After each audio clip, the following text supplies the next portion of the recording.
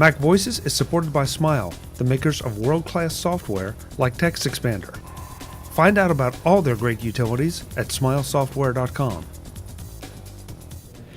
Hi, I'm Chuck Joyner. This is MacVoices at Macstock in Chicago. Folks, we've been having a great time here. I wish you had come. I told you to, but you didn't. I've got Kelly Guimont with me. Now she's wrapped up all her presentations, and she killed it with her presentations on TextExpander. Kelly, welcome. Hi, it's really good to be here and get a chance to talk to you again. And it's good to be here in person. I love that. Yes. I absolutely love that. So that's actually my favorite part of Macstock is it's the in-person, because just the same as like we've talked about this before, like a lot of times about like the thing that was great about Macworld, the thing about Dub and having everybody in the same place is the human interaction, because there's no online that will ever compare to randomly bumping into someone in the hallway. Amen. Amen. Across the board, you meet people, you see people that and you sit down with them at lunch. You sit down with a table full of people that you don't know. By the end of the meal, you know everybody and you know what they're doing, and you make new friends, and that's the best part of being here. I agree. But I'm a little confused because I know you came, you did your presentation on TextExpander. Were you an official representative of Smile here? Yes. Okay, you're official. Should I call you Miss Guimont? No, I will never be that official.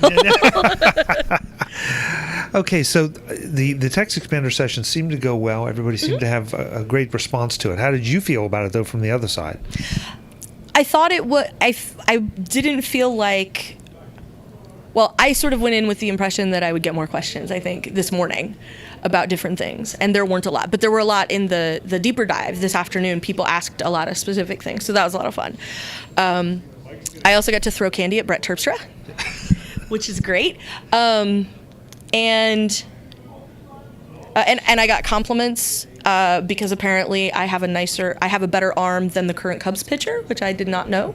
So, hey, go left-handed girls. So this morning I liked being able to give the presentation and sort of give people a little more in-depth introduction. I know it wasn't the deep dive this morning, but to be able to actually give a couple of concrete examples and talk to people about how TextExpander can do more than just give you a lot more text, because there's a lot of other features to it, which are the things that give it value. Because if all you're doing is a couple little pieces of text where you type something and get a little bit more text out of it, like TextExpander is not the tool for that. That's overkill. And so being able to give people insight into the other parts that maybe give you a little more extensibility and a little more customization and the opportunity to do even more and save more time with TextExpander than you could before. Those are the things that I like. And I was especially impressed because obviously there was a healthy representation of TextExpander users. And one of the tips that came from the audience back that I had never thought about is that you put your, what's the right thing, that your trigger character at the end of a word. Yes. What a great idea, and I'd never thought of that to prevent accidental expansions. Exactly. And that's one of the things I like about getting to have an audience, whatever demographic or group it is that I'm talking to, being able to have the audience sort of pick up from that. So like this afternoon, somebody in a deep dive said that, in the deep dive session, said that they built a TextExpander snippet where they feed it a word, and then, I think he was saying he has like serial numbers. So he feeds it a serial number and it's got like a lot of letters in it. And then it comes back in the NATO alphabet and it spits out. So, Alpha, Bravo, Charlie, Delta. And it spits out so that he doesn't have to remember the NATO alphabet in his head. And when he has to read that to somebody, he's got it all there in front of him and it just spits it out for him automatically. Now, yes, that's specific, but the amount of time it saves him and the amount of brain space it saves him not to have to carry that around in his brain, that saves him immeasurable time. And one of the things earlier today when I was talking to Brett Terpstra, again, about TextExpander and some of the stuff that because he gave me a couple of the examples that I used in my deep dive, and one of the things that he said was, I know I get my stats, and it tells me that, I used this many, it saved me this many keystrokes, and I did this many things, and it saved me this much time this month. But the thing that it's not measuring is every time I use this snippet that goes out to some API and gets some piece of information and does some sort of stuff to it and then spits it back out to me as part of that snippet, that's saving me minutes at a time. that it's going and doing that in an automated fashion instead of me having to go out and look it up and do the thing and then come back and then do the transmogrification and then spit that out into whatever the text is that I'm doing. And he said, like, that amount of time is where I'm finding the value in TextExpander, because that piece is a huge thing that I don't have to do anymore, and TextExpander is making all of that happen for me. I got to think about that, but and I mean by that, how you would make some of these things work, because I haven't dug, I guess, at that angle into TextExpander, but that's the beauty of that program, is there's so much it can be implemented so easily and so effectively, and yet if you want to dig deep, there's so much more you can do. I'm really intrigued by the NATO alphabet thing. I really have to think about that. That's a great idea. Yeah, especially if that's a thing because it's a thing he has to do more than one time, in a day or whatever. And for example, one of the example ones that Brett gave me that was scripting is an AppleScript snippet that goes to Chrome and gets the front tab in Chrome and then comes back and pastes that into what, you type the snippet, it goes and gets that URL and then spits it out for you. And so, if you're typing, suppose you're writing an article about something and you've got the tab open for it in Chrome, you don't have to go over to Chrome, click in the address bar, copy the address, come back, go in, paste it in. You don't have to do any of that. So all you have to do is type this snippet and it spits out the URL right there for you. And that's a very small piece of AppleScript. And one nice thing about AppleScript is it's very readable. So you can see it says, tell Chrome, go get this tab and give me, return this value. And so it's a very easy one to use. And those sorts of things that save you that 30 seconds when you're writing, but they save you that 30 seconds when you're writing something multiple times in an article, that one article, or in that one day. That's a lot of times for a lot of people, that's where some of that value comes from in some of the other pieces of what TextExpander can do. So I've asked several guests this. This year, Macstock was themed with productivity. Now, this is your first Macstock, if memory serves, so you don't have a comparison. But coming just from a standing start, how do you feel Macstock went for you? For me, it was great because one of the things that Macstock does, there's two things Macstock does that I adore. And the first is the human thing. Everybody in the same place, let's go hang out. There was karaoke last night. Chuck was there. That's all I'm saying. Chuck did not sing. That's why there will most likely be a Macstock 2019. Anyway. I don't know if I'd say that's the only reason, but it's 60% of the reason that we're coming back next year. Well, it's definitely one of the reasons that they would still be back allowed in the state. So. Oh, that's not true. Yes. No, there's a 19 so that we can have you sing. Yeah. But the human interaction piece of it, getting to sit down with people and getting to, get those ideas, but also because everybody sort of came to see the productivity stuff. Everybody sort of knew what they were in for ahead of time with this overarching theme. What's been nice is that's sort of where everybody's mindset is at. And so getting to sit with somebody, when you sit down at lunch and somebody randomly starts talking about this thing that they do that saves them all this time in this particular way, or I found a way to make OmniFocus do this thing that's more useful to me, and getting to hear how other people have taken what we always hear are the rules of different productivity things and gone yeah, that one never worked for me, but what it's supposed to do is get you from here to here, and I found a way to do that. I just do it this way instead, and it's so much faster, and I can stick to it.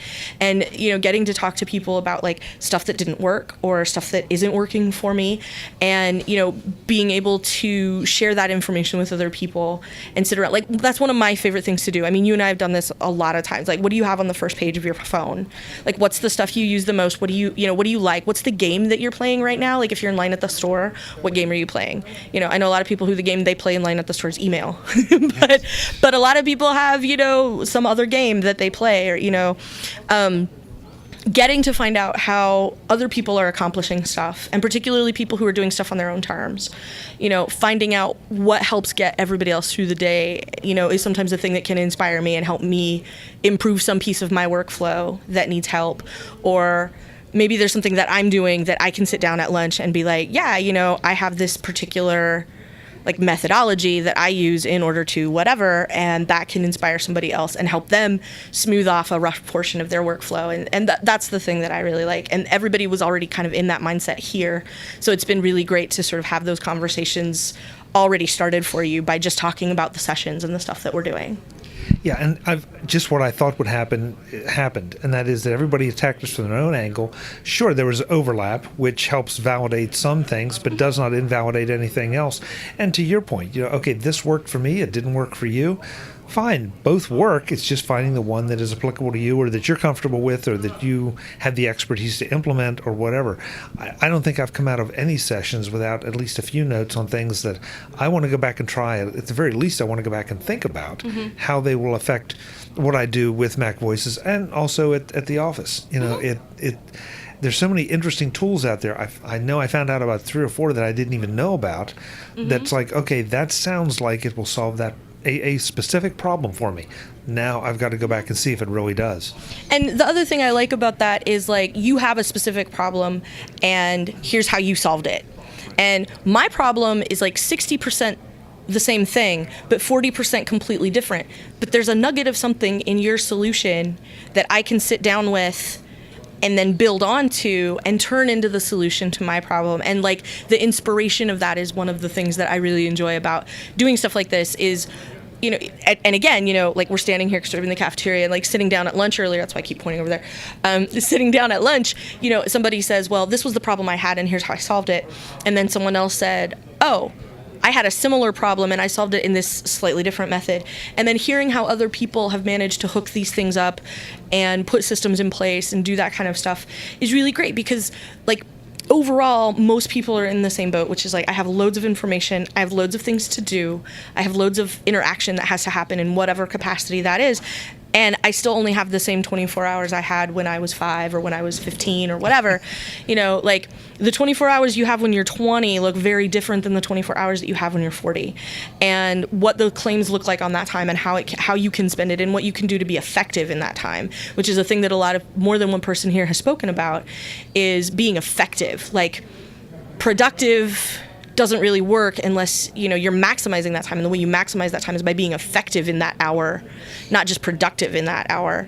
How do you get the most bang for that minute, and being able to shift that thinking a little bit is a thing that has been very interesting to me to hear from more than one place and in more than one conversation just in the last couple of days. And in more than one way. Yes. That, just all of those things stated, restated, and sometimes they may not have resonated the first couple times, but that third time that it's said in yet another way, it's like, I get it, or gee, that is applicable to me and I didn't think it was. And especially when you hear it maybe from somebody who, oh, well, I'm not a full-time freelancer, so that's not my situation. But then you hear it from somebody who does hold down a day job and also does these other things, and you go, well, that's me. Like, even though they're saying the same thing, like, it didn't seem like it was something that necessarily applied to you because that situation was so different. So when you hear it from somebody similar, like, it resonates a little bit more, and then it sort of makes you think about it a little differently.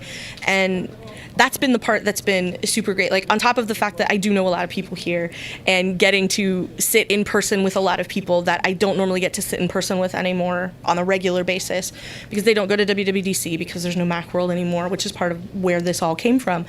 Making those things possible, that was one thing that I talked to Mr. Kelly about, before I got here, was like, I am excited because I'm going to get to see a bunch of my friends that I haven't seen in a long time, because it's nice to keep up with people on like Twitter and Facebook and different, microblog and different media like that. But it's not the same as sitting down with somebody and like, I'm going to bring you a Coke and let's sit down and have a conversation about this thing I've been thinking about, and you're the person whose brain I need to pick about it. Like, getting to do that in person is always going to be better than Skype or the phone or anything else that you can do. And that's so much more interesting to me and exciting to me, and that's one of the things that I love so much about conferences, and getting to come and getting to speak and getting to rep TextExpander and give people presents. There was candy in my presentation.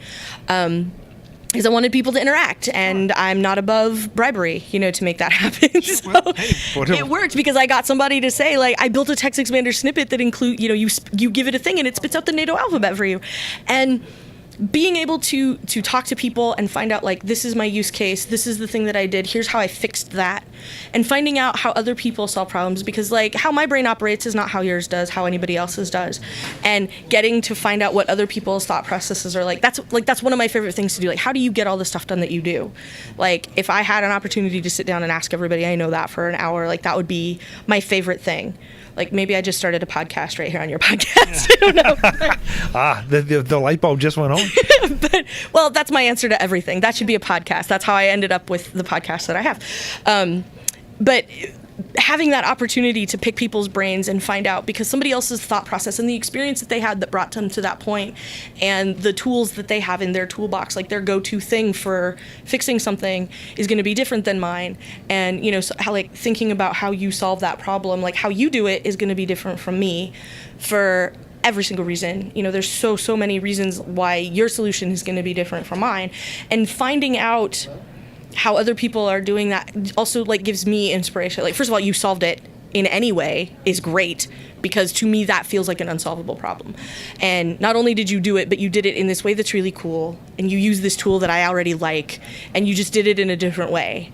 And being able to have that sort of illustrated, by all kinds of different people in all kinds of different situations with different contexts is super great. And I'm fascinated by all of that anyway, because, like, I'm the person that goes to WWDC and I love standing in line because I like seeing what backpack everybody has. And I just want to ask them, like, why is that the one you have?